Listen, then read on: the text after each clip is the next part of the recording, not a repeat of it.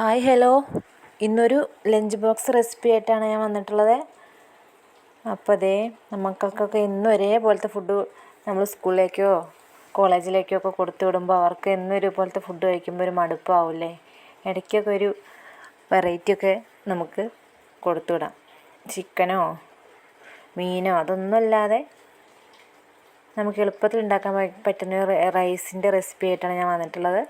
അപ്പോൾ അതിനായിട്ട് ആദ്യം തന്നെ ഒരു കുക്കർ അടുപ്പത്തോട്ട് വെച്ചു. കുറച്ച് വെളിച്ചെണ്ണ, ഓയിലുള്ളവർക്ക് ഓയിൽ ഉപയോഗിക്കാം.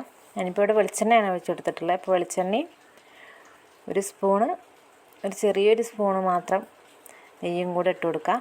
ഇതേ കണ്ടോ, ഇതേം തട്ടിയിട്ട് മാത്രമേ ഇതങ്ങോട്ട് വീഴുന്നില്ല. ഇതേൻ്റെ വീണ് കിട്ടി. അപ്പോൾ അത് ജസ്റ്റ് ഒന്ന് ചൂടായി വരുമ്പോഴേക്കും നമുക്ക് അതിലേക്ക് ആവശ്യമായിട്ടുള്ള 2-3 കഷ്ണം ചെറിയ പീസ് പട്ടയും 2-3 ഗ്രാമ്പു മാത്രം ഇട്ട് കൊടുക്കുക. അതൊന്ന് ചൂടായിട്ടുണ്ടേ. അപ്പോൾ നമ്മൾ ഇതിലൊരു ഗ്രീൻ റൈസാണ് നമ്മൾ ഉദ്ദേശിക്കുന്നത്. അപ്പോൾ അതിനായിട്ട് തന്നെ മല്ലിച്ചപ്പും 2 പച്ചമുളകും ഇഞ്ചിയും വെളുത്തുള്ളി മിക്സിയിലിട്ട് പേസ്റ്റാക്കിയതാണ് ഞാനിപ്പോൾ ഇട്ട് കൊടുത്തിട്ടുള്ളത്. അതൊന്ന് പച്ചമണം മാറുന്ന വരെ നമുക്ക് ജസ്റ്റ് ഒന്ന് ഇളക്കിയെടുക്കുകയേ വേണ്ടുള്ളൂ. ഓവറായിട്ട് കുക്ക് ചെയ്യേണ്ട ആവശ്യമൊന്നുമില്ല.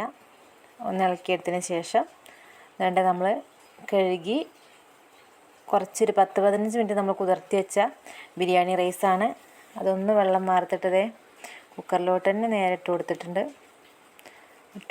അതും ഇതുപോലെ ഒന്ന് 5 മിനിറ്റ് ഒന്ന് ഇളക്കിയെടുക്കുക.